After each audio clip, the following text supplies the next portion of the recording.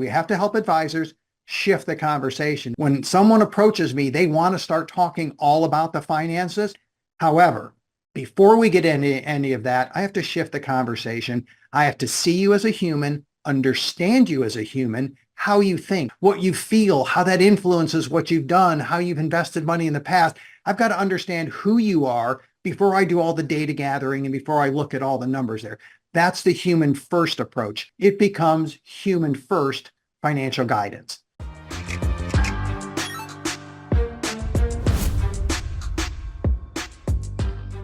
Welcome back to another episode of Do Business, Do Life. Have Ross Marino here with us today. Welcome to the show, Ross. Thanks, Brad. Good to see you. Yeah, good to see you again. And in this business, it's such a small world. Mutual friend Jay Coulter introduced us, and excited about this one because what's fun about your story, you're running your own personal financial planning practice, Transitus Wealth, but you're also running another business, A2X, Advisor 2X, where it's really a personal development company or a training company for advisors as well. So that crosses over into a little bit of my world, as I've been doing a lot of that over the last 15 years. So let's just kick it off. Those that aren't familiar with you, which probably is not a lot out there, but how did that journey come to be? The kind of the advisor path, and then getting over into sharing a lot of what you've learned along the way with other advisors. Yeah, the advisor path started before I knew it was the advisor path. When I was in the 9th grade, I received a birthday present of Money Magazine. So that's pretty much geek alert right there. But was always fascinated by business and investments, got the Money Magazine, loved it. First job out of college was basically being a stockbroker, late 1980s. That's what we called ourselves back then, the smile and dial days, where you just dial the phone. Actually, 2 phones I had, and it was 500 times a day, and that's what you did. And that's how the business started. Wow. So yeah, while you were dialing one phone, the other one was connecting. So you would go back and forth on the phones. It's just crazy stuff. But so I have to just ask you about this because I also grew up in this space, cold calling. But you literally, because I have never heard this before. So you're stockbroker. Like I'm thinking like, the scene out of Wolf of Wall Street. We've all seen it at this point. But so you actually had 2 phones. So one is dialing, and it was the old school. I had to punch the number in, and you would have another one that you were dialing in case that one hung up. Like, how did that work? yeah, so the rhythm that I developed was as I would dial the first phone, and it would take, of course, a few seconds to connect. Right. Yeah. So I would have the handset in my hand. And while that one was connecting, I would start dialing the second phone because I had some boards in front of me with the phone. And I would dial it slowly because if you dial too fast, it connects too early. You dial too slow, it goes to the dial tone. So I had a pace where I would dial it slowly that if someone picked up on the other end, I would just hang up phone 2 and I would stop. But if someone didn't pick up phone 1, within a second, phone 2 would start connecting. Then I'd hang up phone 1 and have phone 2, and then I'd start dialing phone 1 slowly. And I just did that back and forth. And the goal was to hit $500 a day. And you would talk to about 100 people, and typical cold call numbers, 10 of them said, yeah, call me back. I'd love to hear whatever you're talking about. And that's how I built my first book. Man, where were you back in 07? You could have been coaching me up. I only had 1 phone. And so I could have doubled my dials, man. So Colin, if you're listening to this on our team, it could be now Colin has like these days it's like an auto dialer sort of technology, but yeah, that's cool. Okay. So where do we go from Ross, the cold caller guy, stockbroker? How did it evolve from there? Yeah, that was my early 20s. So within a few years, you go from pretty quickly stockbroker to portfolio management, then portfolio management to financial planning. So by age 27, I'm in the CFP program, and I'm becoming a certified financial planner. So that was about 30 years ago. So that's pretty much the journey, and still a financial planner. But along the way, I started teaching retirement planning and employee benefits for the CFP program. And that was early 2000s. And I loved it. I enjoyed teaching it. I had a lot of 401k plans way back when. And I spent a lot of time just answering questions to the advisors who were in the CFP study class. And some of it was just one-on-one during the class, but also they would send me emails from their personal email because they didn't want their broker dealer having them send an email to some advisor at Raymond James. So I ended up really coaching a lot of these advisors, answering questions. I loved it, had a blast with it. That was the beginning of the teaching. And during that time, I had my own system to monitor 401k providers. So I won't go into all the details on it, but I basically created a spreadsheet and a system so I could keep track of it. I showed that system to a wholesaler one day, and he said, "This is the coolest thing I've ever seen. You have to meet my national sales manager. He's got to hear about this." I'm like, okay, whatever. We had a conversation. Fast forward, we said, let's start a company called 401k Recon to help financial planners like myself manage and understand 401k plans for their clients. So that was the shift to helping the advisors. We created this database, this online tool. It was very cool. We launched it at a conference. Everybody loved it that looked at it. Nobody would pay for it. So crash and burn. It was a great 48 hours. I was very cool for a couple of days and really loved it. Hey, check this out. Everybody had a blast. But we knew by the end of the conference that the revenue model wasn't going to work. But I did listen to a lot of the advisors and the wholesalers basically complain about the sessions at the conference because they were so long and most of them was boring. So while we were at the conference, I said, I got an idea for you. Why don't we take these same sessions that have decent amount of meat in it, but they're just a little too long? Why don't we just cut them in half and let's do like a local or a regional type event? So a couple of people I was with said, hey, great. Why don't we do that? So by Friday, we had a little map for, hey, here's how we would do a one-day event. And fast forward that for the year, the event worked. So by the end of the year, we had 25 on the calendar. And the next year, we put 90 on the calendar. And next thing you know, we're doing over 100 events a year, moving around the country as 401k Recon, helping financial planners learn the 401k business. And then, of course, it just grew from there. Wow, cool. So you've basically, what I'm picking up in these stories, you've always been a very systematic guy. It sounds like, whether it was cold calling two phones at the same time, here's my spreadsheet. I'm assuming a lot of that's applied over to your financial planning practice as well. When you think about systems in your business, how has that allowed you to scale? Yeah, our mission at Transitus Wealth, and it ties into the system, is to help people worry less about what could go wrong so they can focus more on what to get right. Now, most financial planners would say, well, that's what I do. Like, I get it. We all do the same thing.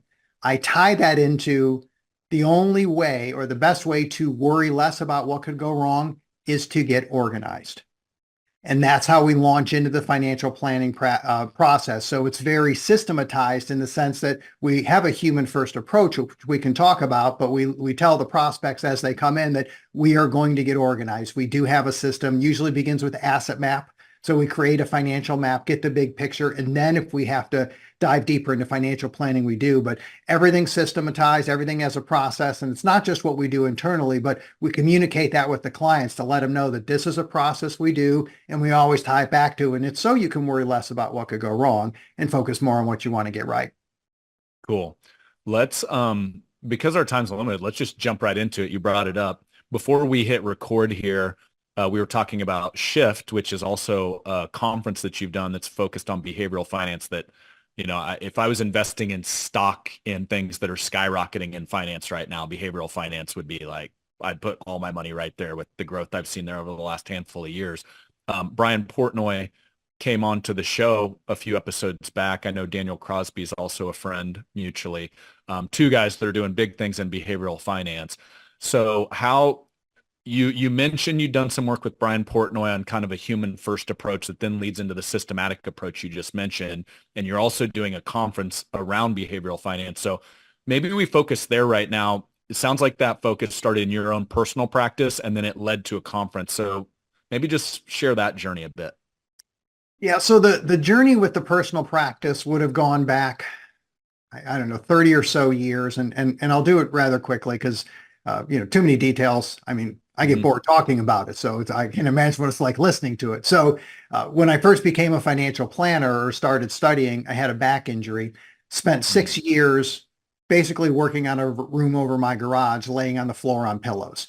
So had a wonderful plan of this is going to be my life, and then realized my plans are irrelevant and had to deal with the struggles of having limitations and not being able to build a business. Basically, life happens, plans change. So that was my first intro to, it doesn't matter what you plan, life doesn't actually care. And understanding how to navigate that first 6 years, it really rocked my world. where I figured out that this nice, neat financial planning process looks great in the textbook. And it sounds good if we're going to gather data and then we're going to get to know you and we're going to make projections. Like, yeah, that's great. But when you're laying on the floor, you're thinking, am I even going to be in this business in a few years? And a lot of people go through that. So that was my intro to kind of the BFI world. Then I had some family issues along the way. I have a daughter who developed special needs. We adopted her, didn't know that. Had to figure out how to navigate that, and also have a wife who has some significant health issues. So the financial planning process that we normally think of as financial planners didn't work real well for me in my life. And I understood that you have to deal with the moment and also how that impacts your decision making. That's what drove me down the BFI world, because this is not a math business. We think it's about the numbers. We think it's about charts and mountain charts and let's look at what this looks like 20 years from now. If you don't know what's going to happen 20 days from now, do you think you can carry a conversation about what could happen 20 years from now?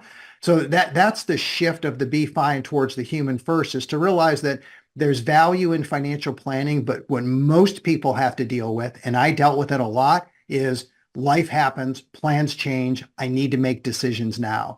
To me, that's the art of financial planning that we can do. But in order to do that, you have to understand behavioral finance. You have to understand, and you know it on my coffee cup, how people think, what they're feeling, and how that impacts ultimately what they want to do or what they've done in the past. So that was my shift towards the BFI. So I thought I saw it personally. I've lived it for a few decades. And eventually we realized I've got to do a conference to help other advisors do the same thing. So really, I mean, it came out of your personal journey where you're like, hey, this isn't just all rainbows and butterflies when it comes to real life. And so then was it at that point, because this goes back quite a while, at what point did you really start to develop the language inside of your practice to basically model your different approach? Because some of the things you were sharing before we hit record, we take a human first approach. I think a lot of people say, oh yeah, we do this, but you actually did the work and you did the messaging and did the process. So where did that come into play? Was that the work with Brian? Was it before the work with Brian? What did that look like? Started about 8 years ago when it really hit me that we have to help people adapt to life. And Transitus Wealth is when we rebranded to that. Transitus is transitions in Latin. Great story, terrible name. So we'll be rebranding and changing it later. But that was about 8 years ago where I realized I have to help advisors take a different approach to financial planning. Felt that really was a need, and ran into Susan Bradley from the Financial Transitionist Institute. That's where the journey really started academically. The Institute has fantastic resources, spent a couple years going through that, wrote a book with Susan Bradley called Shaping Change. So that was probably about 5 years ago. That was the process where the messaging and the wording and really reordering in your brain, this is the new financial planning process. That's where it all began. Well, right before the pandemic, I wanted to do a conference called the Retirement and Longevity Summit, where there was going to be a heavy human element to it. Because anytime you talk about a retirement and longevity, the numbers are just one piece of it. And we know that as advisors, so it's kind of Captain Obvious, but to actually have a curriculum and a conference and a community that supports that wasn't out there. So I said, okay, we got to do this. It was supposed to be March of the year that the pandemic happened. So we launched this conference. We had over 300 advisors come in year one. I'm all excited, but then we had to scratch it. Waited 2 years, brought it back in 2022. And we did the Retirement and Longevity Summit. Brian Portnoy spoke there. Susan Bradley spoke there. Amy Mullen spoke there. There was a whole bunch of people from the BFI side where they came and they spoke. The advisors loved the conference. But what I noticed, Brad, was all of the conversations during the breaks, during the meals, my interactions with people, it was all around the sessions that were the human side of financial planning. So I tried to initially do an integrated type of conference where you had a human element, but it was the last day there on breakfast. I'm sitting at the table with Jay Coulter, our mutual friend, and Brian Portnoy and Susan Bradley. We're at breakfast and everybody's just saying, you just got to go all in on the human side. I'm like, okay, we're going to go all in. So for 2023, right after that conference, I told my team that this was great. People loved the conference. It was a success, and now we're killing it. So, right, welcome to the world of entrepreneurialism, right? I said, we've got to do something deeper. We're going deep in on the human side. Like, okay, what are you going to do? I'm like, I don't know, give me a couple months. Had conversations with Brian Portnoy, Susan Bradley, and a few others, and we really tried to hash out what the conference would look like, what it would be. At that time, I went through building the behavioral advisor with Shaping Wealth and Brian Portnoy. And that was really kind of the aha moment for me. And that's when I realized this isn't just about bringing in the human side of financial planning. And that's important. And I understand that wording, but there really has to be a shift. And that's where the name of the conference came from. And I actually have a post-it right in front of me, shift the conversation. Because whenever a client approaches me or a prospect, they're going to approach me with a financial planning question or some type of question with financial implications. I could dive into the numbers, but really that's not what I don't need to do right up front. I have to shift the conversation. I have to find out what's going on. So that's the first part. I thought that's what we have to do. We have to help advisors shift the conversation. And then as we thought through it, I thought this really isn't the human side of financial planning. It's more specific. It's human first.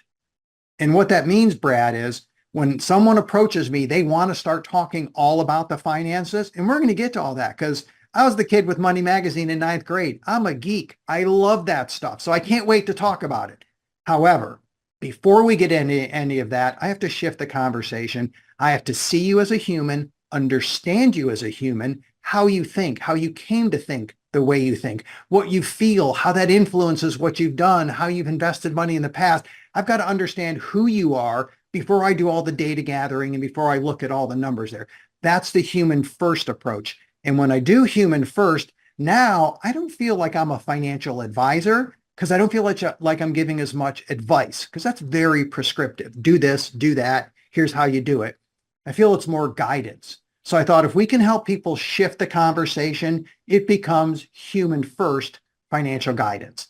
I think that's the future of our profession. That's where a lot of people were already going long before I said, hey, let's shift the conversation. So maybe people hadn't thought about it before, but now that I know a lot of the leaders in this space, trust me, I feel like I'm late to the party. So I didn't create this. I may have named it. So that's cool. I'll take credit for that. But this has been going on with Daniel Crosby and really George Kinder started it decades ago.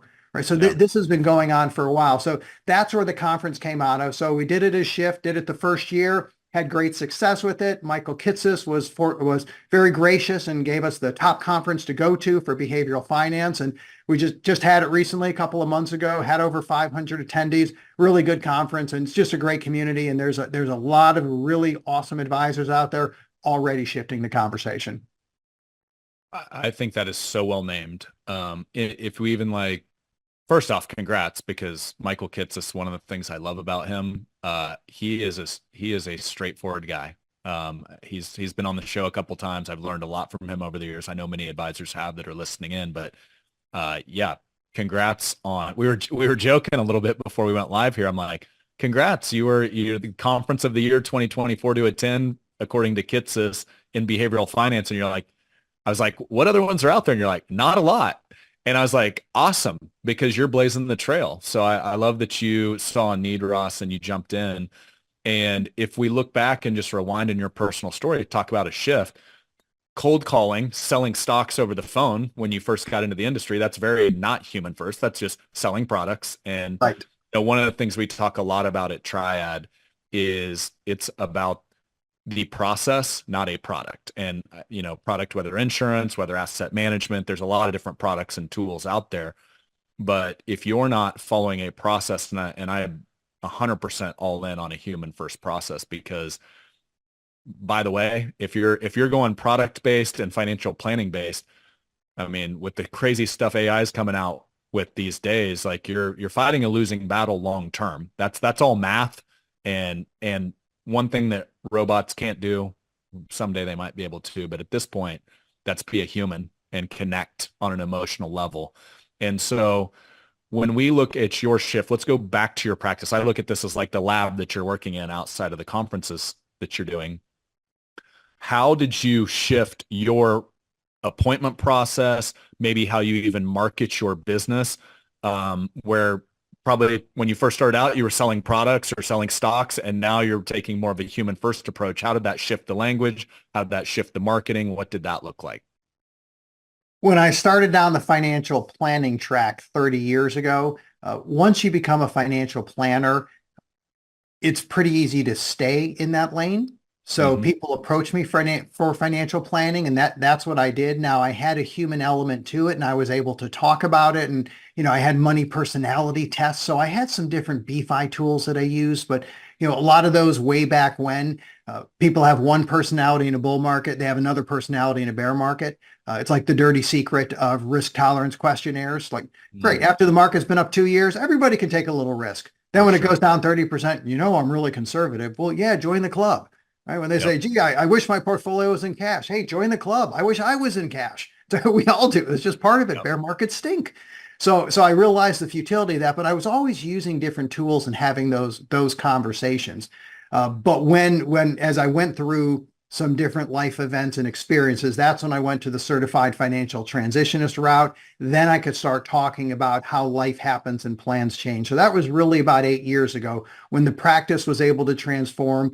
A lot of the people that call us now, just my most recent prospect is someone whose spouse has a significant health issue. They have to retire. They have to take care of their spouse, trying to manage all that. The people that have really heavy situations, that's who has been coming to us for quite a while. But that's all referral based. So I really didn't have a marketing engine behind it. We don't really market. I've been doing a lot for Advisor 2X. So we get referrals. It's great. But we're now shifting where we can focus on the practice, where we can actually reach out to the public and say, here's what we do. Here's the human first approach. All of that's going to happen in the next 6 to 12 months. But I can tell you what I've done recently. It's worked fantastic. It has transformed our relationships. It started with going through Brendan Fraser's. You may know Brendan as well. He Yeah. does inside of financial planning. Yeah. He has an intro meeting and a discovery meeting that he sells as a package. And I went through the workshop and did all of it. And I told him, thanks for creating it. And by the way, you blew my whole weekend because I had to get all the way through it and I couldn't stop. So that's on you. So I spent a few hours Saturday and Sunday morning That's because cool. once you get in, right, I wanted to go through all of it and process it. But what he does is he has a human first type intro meeting. So I basically took what he did a while ago, adapted it to how we do things on our end, put my own verbiage behind it and so forth. And what I ended up doing is instead of the traditional data gathering that may include a risk questionnaire, the traditional financial planning process, I didn't just shift the conversation, Brad. What I actually did is I changed the sequence. And here's what I mean by that. Instead of the typical intake that we would always do with the client, where we would get that demographic data and we would get the financials and, what brought you in today? Why did you call? It's really, why did you call? I'm 100% virtual, but, why did you want to have a meeting? That normal process, I thought, all of that is important. But if we're going to go human first, I have to change the sequence. Before I start jotting down numbers, I want to get to know you. So I have an intro meeting where I talk about what we do with the practice, and I let them know that we have another meeting I call a mission meeting because it's what's your mission with the money? It's meant to support something, and it takes about 30 to 45 minutes. We don't do numbers, but I get to know you because I want to get to the point where I can say, I get you. I get where you're coming from, and I understand that. So that's the big change we made where before we dive into a financial planning meeting, I have this mission meeting. And I have a couple of questions that I ask all the time. I have a bank of maybe 5 to 10 questions that I can go into, but it's really just to understand how someone got to where they are today. It's all human first. That's what cements the relationship and really helps me understand how to guide these people. And it gives them the trust that I really do understand who they are. That's the big change in our practice. Very cool. Big fan of Brendan too. We're Twitter buddies. I don't think we've ever connected in person, but he puts out some really cool stuff around behavioral finance. So, okay. So what was your appointment process before this? Was it the typical kind of 3 appointment where it's kind of the discovery, fact find, then kind of the overview, then the implementation? Yeah. Similar? Yeah. And And so did you sometimes, just, yeah, go ahead. yeah. So sometimes it would be faster because most everybody that came was a referral. Yep. So we didn't have to take the traditional route of building trust and connecting. And most people, something was happening in their life. Mhm. So they were about to approach retirement, or there's a health issue, or they were a Yep. widow. So the majority of my clients are either women mostly over 55 or 60, or married couples where the woman is the financial spouse.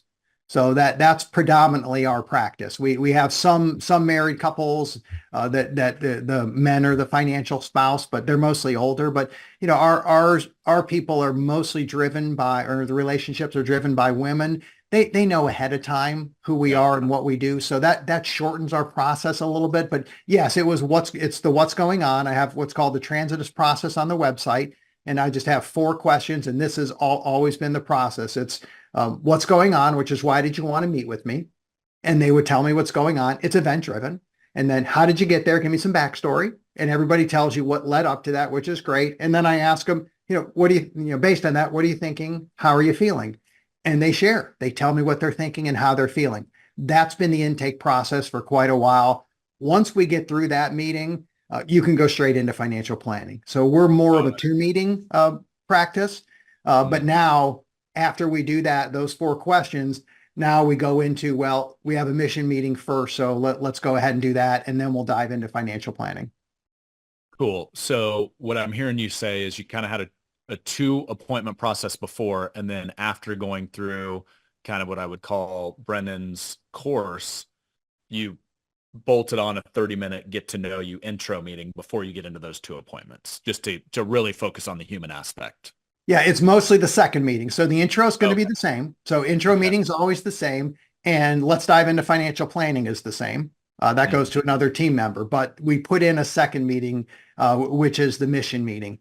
To understand where someone's coming from. So that's what we put in there. So that was mixed into other conversations, but when you separate that meeting and give it space on its own, the depth that you get out of it it's just amazing.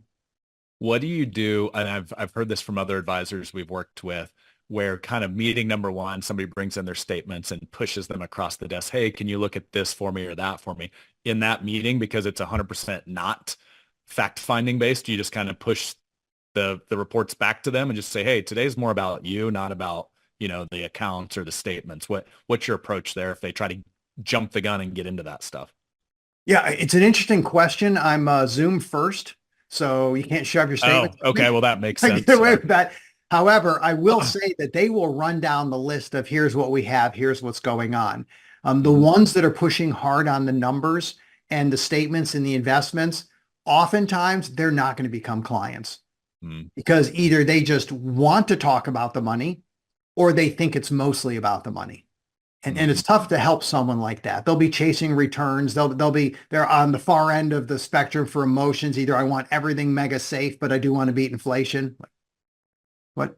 Or they're extremely aggressive, right? I got to go for it. My advisor only made me 13% last year. What are your portfolios? Yeah. I'm like, oh, I don't know. Let me buy 7 stocks. I'll make 18, right? They don't, but they have their strategy. So those people that push really hard, they're probably not going to be a good fit, but it's going to be tough for them to want to really pursue me anyway, because I'm going to jump on the screen. I'm the guy wearing a pink golf shirt. Like, you probably lost me right there, at that. But I will not dive into it. There is an exception though. Sometimes there is an acute need, what we call in the transitionist world, narrow focus, where their focus is on something that this has to be dealt with right now. Had a recent prospect a while ago that had an issue with deferred comp, that there was a taxation issue. They had to get that question answered. It was keeping them up at night. They needed to know, what are my options? I'm approaching retirement. So that's what we dealt with. So I let them know, this is what we normally do, but I know how important this is, and we have to talk about this. So let's dive in. We're going to go technical and let's hit it. And that was appropriate for them. So yes, there's a process, but human first means you have to meet them where they're at. And if they're at a point where they're so focused on something that you have to address that, then we're addressing it. And that's what we'll do. And then we'll get to the mission meeting later. Yeah. How have you seen that impact the prospects in those meetings when you've really shifted to that human first approach? Do you see there's like their shoulders drop, they're more at ease, they're more comfortable, it's led to easier conversations down the road? Is there any before and afters that it's just been a dramatic difference? I don't know if I've had a mission meeting, and maybe it's because this is still rather early for me. I don't know if I've had a mission meeting that hasn't blown me away. The insight that I get from these people is stuff I would have never picked up. the trust that they have to share it, knowing it's a safe place, and the connecting of the dots they have when they go through, well, this is what happened to me when I was younger, and here's how my mother reacted, and this is what we went through. Pause for effect. And I suppose that's influenced what I'm doing with my money. Well, actually, it has. But to see people connect the dots, and then if I have a husband and wife, and this is, I mean, actually get flushed sometimes, it's so cool. You'll see one spouse look at the other one while we're having this conversation and say, I never knew that story. So they're sharing stuff that they never shared with their spouse that they've been married to 10, 20, 30 years. But when you go back to, who shaped your views on money, anything growing up, any experiences you had, or what events have you gone through in life? As you go through that, they're going to bring out things that sometimes they haven't even shared with their spouse. And all of a sudden you have these conversations going, or maybe they don't turn their head, but instead you see this, the eyes just look over, and you can tell the spouse is thinking, I had no idea about that story. So it's therapeutic for them, but also we want them to connect the dots, because when you come out of that meeting, now they understand what they want to worry less about, or more specifically, why they worry about whatever it is and why it's important to worry less. So it plugs them into the things that maybe don't keep you up at night every night, but they're in the back of your mind. And there's something through their history, or they're just wiring that brought them to that point. These stories bring that out. These conversations bring that out.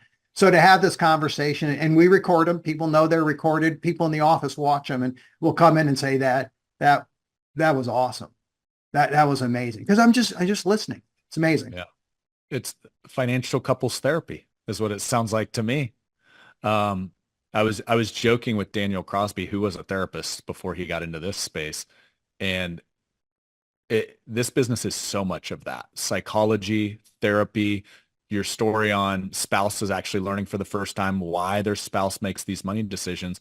We all have baggage. We all have biases that we carry with us, just how we were brought up or experiences in life. And what you're doing is creating a space where you can unpack that, and so that they can start to understand the why, maybe why they haven't had success with their financial situation in the past. So that's really cool. Are there any, obviously we don't want to get into anything personal that's a private information of a client or a prospect, but has there been one story that like stands out over these where you're like, wow, this one like just blew me away that I experienced this kind of happen in front of me between a couple that was kind of, going through one of those sort of experiences? Yeah, I'll do a quick individual one, then I'll do a couple. So we had an individual, widow.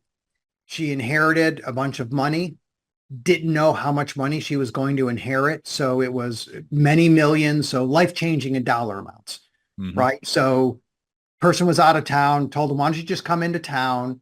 Let's hang out. We'll spend time. We'll go through this, because it was a struggle on a Zoom call to make decisions. Something just wasn't clicking, and I didn't know why. So why don't you come in? Let's just have an appointment. So I'll fast forward it. It took about 2.5 hours of just having conversations and talking through, this is what my mother did. They didn't know. Dad kept the money, didn't tell anybody, left it all to mom, didn't tell anybody. This lady had a modest job. My client did well, highly budgeted, great, stays on top of money, brilliant lady, great thinker, but in the education system, didn't get paid well, but did really well with the money. And then all of a sudden finds out here's this money that was there, and they never got a dime. And about 2.5 hours into the meeting, she actually slams her hand on the table, leans into me and says, I will not be like my mother. And there it is. Now we shift the conversation and talk about how do we give money to charities? Because she is not going to die with millions of dollars when it could do so much good, because it could have helped her and her family so much. 10 grand a year would have made a difference. Yeah. And here's mom and dad with millions saying nothing and living forever. So to get to that point, to understand now this is your why. Here's your mission. Yeah, you want to live well. You'll spend a little bit of money, but you will not be like your mother. And now we're able to help out other family members, fund education. We're able to do things that are powerful and they matter to her.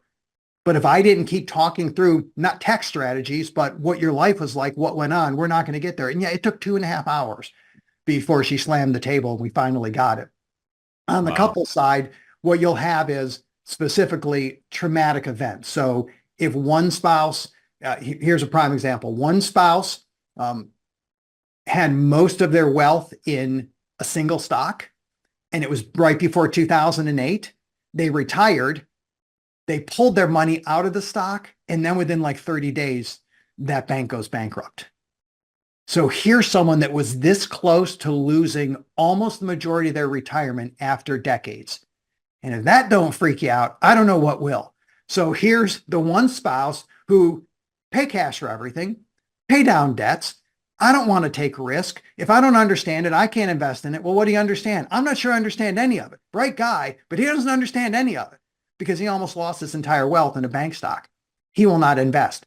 The other side, the spouse, hard worker, bright lady, built everything on her own, created great wealth. They are opposite ends of the spectrum on how they approach risk and money. And in that meeting, his traumatic event, how she grew up, it all of a sudden all made sense. For me to say, you're not going to feel like each other. One side is going to be more comfortable risk. One side is going to be less comfortable with risk. That's not going to change. So let's embrace it. Let's figure it out. And that was something where they never had those kind of conversations, but it was how they grew up, and it was some events that have wired them in a way where they're just not on the same page. They're like, I don't know why she thinks that way. I don't know why he thinks that way. Now they know why. And here's one other point I'll make. I'm not a therapist. I don't hold myself out like a therapist. I don't feel like a therapist. I'm literally, Brad, just asking questions so they can think through this stuff. The conclusions come out all by themselves. If someone has major conflict, and I just did this 3 weeks ago, I refer them to a CFP that is also a financial therapist. I have no problem doing that. But normally it's just people talking through, and you just get to the core of what their why is. So I'm mostly asking questions. I'm not making them think I'm really smart and I have massive insight into this like a therapist. I'm just asking questions, but the stuff comes out and it's life-changing. Wow. Thanks for sharing those stories. That's what I love about this business is just the people side of it. And it's amazing the work we can do I mean, that's literally life-changing work right there. That if you're not there mediating that, they might be that couple might be fighting for the rest of their lives when it comes to money. Are there questions you found in those situations, like kind of probing questions or questions that you kind of peel the onion back a little bit that have proven to work over and over? Yeah, I'd say there's a great list from Brendan Fraser. So he's got it in there, and a lot of the questions you will see circulate with other questionnaires. The ones that I focused on. So I've practiced a few. I've changed the sequence to see how the meeting goes. A lot of people like, so, what does money mean to you? I'm like, you're going to lead with that? I can't even answer that question. I mean, I don't even know what that means, but there's a lot of people that lead with that. So I've tried a lot of these different questions, and some of them I just wasn't comfortable with.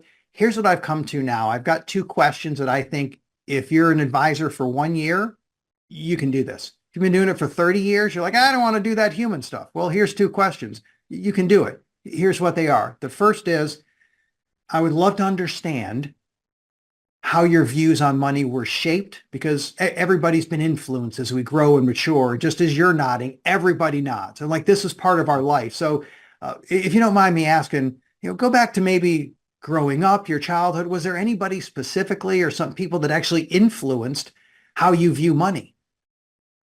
Anybody can answer that question, Brad. Everybody. Yeah. And what's always amazing is they don't do this where they sit and go, oh, let me see. Growing up, I wonder, said by no one ever. Nobody does that. The story's there. They have their story. So I start with who. That's number 1. Who influenced your views on money? And if they don't come out with a strong who from the family, then I may go to authors, podcasts, or someone they worked with. But there are people that there are experiences with them that have influenced how they view money and ultimately drives how they make financial decisions. So that's the who. That's the first question. Family's a good place to start. And then the second is what? What events or what experiences influence the way you make financial decisions? And when you ask the what, just did this with a couple a little while ago, the wife had a horrible divorce a couple decades ago, was saddled with the high interest rate, maxed out credit cards, and it was up to her to take care of it, deadbeat spouse. Very traumatic. The husband did the 100% financing on the house because, hey, I work hard, I make money, and real estate goes up forever. In case you didn't know that, by the way, right? It goes up forever. So he ends, of course, having to file bankruptcy because the real estate market crashed. So those are two events in each person that completely dictated why they have no debt. They paid off their mortgage. They don't save much for the future because they don't care as much about the future, but they got cash and they're okay right now, right? So there's always a who and there's always a what. There are people and experiences around those people that influence what they think, how they feel, and ultimately what they do with money. And then there's events that they've gone through. It could have been the first job. It could have been losing a job, getting evicted, could have been making good investments. There's something that they did that is really ingrained. This is what you have to do. Here's how I do it. If I can tap into those two things, any advisor can do this. You've now gone human first and you're able to offer much more appropriate guidance for those clients. Those are great. Thanks for sharing those. And I can even see the what question, going back to the story you just shared of the couple, the husband that almost lost it all in the bank. I'm sure the what question that came out, that was probably the first thing he mentioned. So, Yeah. Cool. Well, in our little bit of time here we have left, you mentioned something a while back I want to go back to. You said, number one, you're fully virtual now. And you said, number two, almost all of your clients are either females, older ladies, widowed or divorced, or the female is the decision maker when it comes to finances. So I'm curious, did that niche just evolve into that? Was there a specific focus on that niche and serving that clientele? How did that come to be? An interesting question. Other than rebranding our practice and writing the copy for the web page 7, 8 years ago, I haven't done anything marketing wise. So it is just purely driven by referrals. The people that we connect with are comfortable and they refer other people. So yeah, there's no intent behind it going forward. We will craft that a little bit better and make that known that, hey, this is what we do. And we'll have some specific materials or education. I love to create content, so we'll do some of that. But yeah, there really hasn't been any marketing intention behind it. But because it's referrals, the people who appreciate you the most and are most comfortable with you, they're the ones who are going to drive the referrals. So that's what seems to happen. Well, I could see, and I don't want to invent a reason, but just hearing your approach and also just over the years realizing oftentimes the female, when it comes to talking finances and money, typically a lot of advisors, especially males, not purposefully, they'll almost direct all of that conversation at the male, assuming they're the financial decision maker, and completely forget the female and not show like the equal level of respect in that conversation. So I wonder if just even that human first approach and some of these questions where you're really getting into the stories and the emotions and the why behind those decisions, I wonder if that's just naturally attracting a more female-based client. Do you think that has anything to do with it? I agree 100%. I think it does. And, the focus on money and numbers is to some people unsettling because it's not all about the numbers. And they know that. We all know it. I don't sit around thinking, how much life insurance should I have? I think, what happens if I pass away to my wife and 2 daughters? Yeah. So everybody's thinking about the human side. They're thinking about the why instinctively. We just don't get there because we may be investment geeks or planning geeks, and that's what we want to talk about. So it's natural that if you start asking someone, tell me about your history, tell me how you grew up, tell me about your events, they're going to share and they're going to feel like this guy gets me. He actually understands, he cares. So to me, from a marketing standpoint, that's an instant separating activity. You now are different from other advisors or what they were expecting. And we get that, right? Where they say, oh, I just thought we were going to talk about money. I'm like, oh, we'll get to it. I geek out on that stuff. I love talking about it, but that's not today. So we got to understand what makes you tick, because, and this is something I repeat regularly, what's appropriate for you isn't necessarily appropriate for your neighbor. Even if they're the same ages, make the same amount of money and have the same amount of money. And everybody nods. They're like, right. I'm like, everybody's unique. So I've got to understand who you are. So would love some insight into that. So they appreciate it. And the women, of course, I think are more attracted to that. Yeah. Was there any focus specifically? Was there a shift where you went, hey, we're going to focus virtual only? Because I mean, I would assume with you doing it as long as you have, it was very much a sit across the desk, let's have an in-person appointment when you first started. Was that an evolution, or you're like, no, we're going 100% virtual at this point? Yeah, I was always there, but not because I thought virtual was cool. So when I was when I said, told you early, when I was dialing two phones, I would Yeah. cold call people that were at least 3 hours away. Because Mm, basically I didn't want them to know there was some 22-year-old kid calling them on the other end of the line. So I built right. my book with all out of town people in my first couple years and in different states and had different strategies, but nobody was local because I was just afraid they'd meet me and say, I have grandkids older than you. I'm like, well, Mhm. that's a great way to start a relationship. So I was phone only for a while. And then of course, when I injured my back and was in a room over my garage for 6 years, the last thing I wanted to do was meet someone because I would have to tell them, why don't you come over to my house? Because I Yeah. couldn't stand much and I couldn't really sit. So I had to keep that on the phone as much as possible. And I still don't sit really well. So I've always been mostly phone. But when the pandemic came, I was really able to shift towards Zoom. And Mhm. for me, it was the greatest thing that ever happened professionally because now I didn't have to sit in meetings. And, I don't go out to lunch with clients. I don't go out to dinners, all the normal networking stuff. Never did it, can't do it. Or even when I could, I don't care to do it. But I eventually went to Zoom and realized that 99% of our clients are comfortable with Zoom. Yeah. And the ones that aren't, other than maybe one, uh, they love the fact that they figured out how to do Zoom. It's so, Yeah. I know one guy, 90 plus years old. He spent like an hour and a half. He was not going to let his iPad beat him. He is going to figure out Zoom. And he had called Liz in our office, went on with me a little bit. They eventually got it on the iPad. He was so happy. He's like, video, look at this. This is great. Happy as could be. So nobody's getting offended or upset or anything like that. You connect so much better by video. So I've been virtual for years and years due to other situations. But once the pandemic came, I just dove all in and I told everybody we're virtual first. And a primary reason is you're not going to make an appointment with me if you don't have time to see me. So if you have a quick question, you're not going to make an appointment. Or even if you have the time, you're going to feel that if you just have a question, you don't want to really ask that in a meeting and take up everybody's time. But we Zoom with clients sometimes for 10 minutes. Had a quick question, no problem. Let's jump on. We contact people and interact with them more because of Zoom than if we would have in person. Deeper relationships, we're more accessible, we connect more, makes for a better client relationship. Awesome. Thanks for diving into that. That makes a lot of sense. I mean, especially with your background. I mean, you kind of had to be virtual for quite a while there. You were just ahead of the game, man. That's all. Yeah, I Uh, wish it was from wisdom, but I'll take it anyway.